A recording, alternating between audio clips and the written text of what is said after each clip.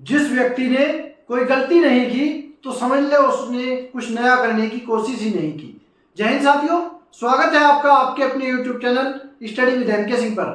साथियों, आज हम बात करेंगे यूपी पुलिस कांस्टेबल परीक्षा देने के बाद अभ्यर्थियों के मन में कौन कौन से प्रश्न चल रहे हैं, जिसके द्वारा आप बार बार यूट्यूब पर वीडियो देख रहे हैं। कट ऑफ कितनी जाएगी, कट ऑफ कितनी जाएगी, कट ऑफ कितनी जाएगी, बार बार एक ही प्रश्न चल रहा है। तो वो कौन कौन से प्रश्न आपके मन में हैं जिनके द्वारा आप परेशान हो रहे हैं, देखिए उन पर चर्चा करेंगे। सबसे पहला प्रश्न है कि कौन सी शिफ्ट में नॉर्मलाइजेशन के नंबर ज्यादा मिलेंगे।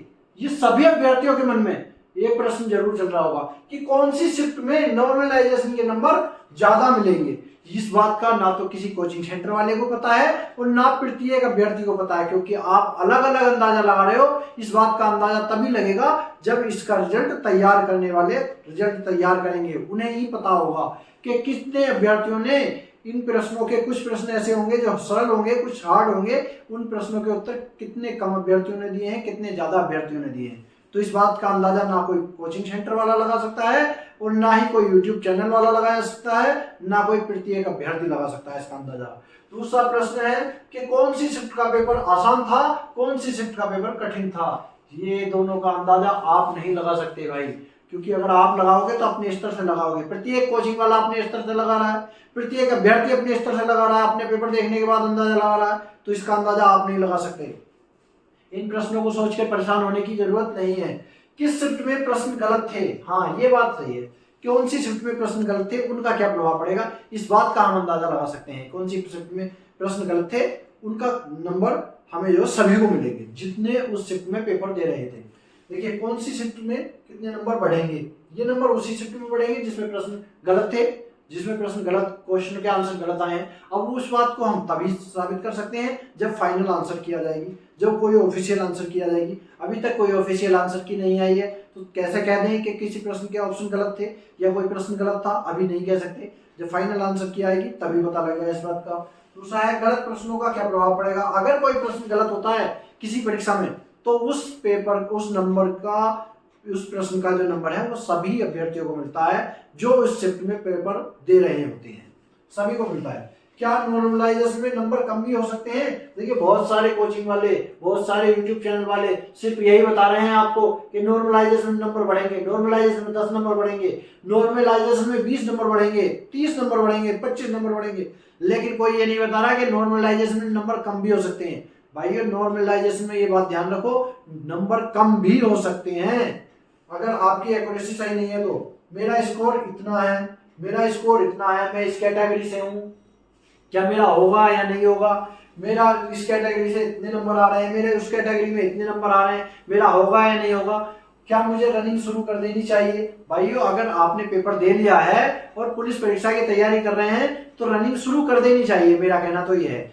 आप ग्राउंड में दौड़ ना सके तो पैदल ही चलना शुरू कर दें 5 किलोमीटर, क्योंकि 5 किलोमीटर की रनिंग बहुत होती है। जब बहुत जल्दी रनिंग करवा दी जाती है, ज्यादा समय नहीं दिया जाता है, तो वो भी फेल हो जाते हैं जो बहुत पहले से तैयारी कर रहे थे परीक्षा की।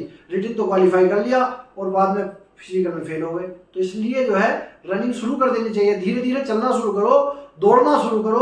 आप रनिंग करते रहोगे, आपका स्वास्थ्य तो फिट रहेगा, इससे कोई फर्क नहीं पड़ने वाला। सिलेक्शन होगा या नहीं होगा वो बात की बात रही, लेकिन रनिंग शुरू कर देनी चाहिए। तो इन सभी बातों के प्रश्न आप YouTube पर ढूंढ रहे हैं, इनके प्रश्न आपको YouTube पर सभी लोग अलग अलग तरीके से बताएंगे।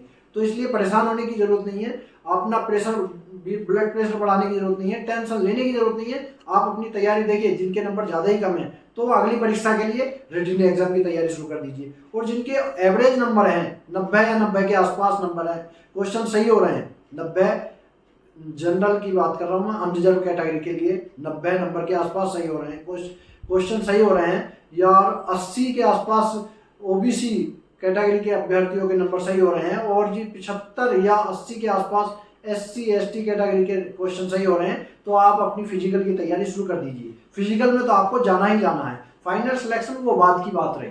तो देखिए परेशान होने की जरूरत नहीं है, सब लोग अपने अपने तरीके से एनालाइज कर रहे हैं। बस ये देख लीजिए, लोग बताने वाले भी अपने तरीके से बता रहे हैं। कुछ लोग नंबर बढ़ा बढ़ा के बता रहे हैं कि जिसके क्वेश्चन 80 ठीक हुए वो 100 बता रहा है।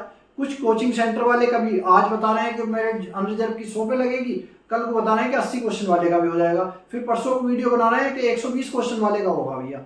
तो इसलिए इनके वीडियो देखने बंद कीजिए और अपनी किताबों पर ध्यान दीजिए। अगर सिलेक्शन लेना है तो किताबों की तरफ आपको आना होगा। यूट्यूब चैनल से पढ़ाई करने के बाद आपका सिलेक्शन नहीं हो पाएगा, आपको किताबों की तरफ आना पड़ेगा और किताबों से ही पढ़ाई करनी पड़ेगी। यूट्यूब से आप सिर्फ और सिर्फ अगर ज़्यादा करते हैं तो एक बार सिलेबस कंप्लीट कर लीजिए, उसके बाद किताबों से तैयारी कीजिए। परेशान होने की जरूरत नहीं है। वीडियो अगर अच्छी लगी है तो चैनल को सब्सक्राइब कीजिए।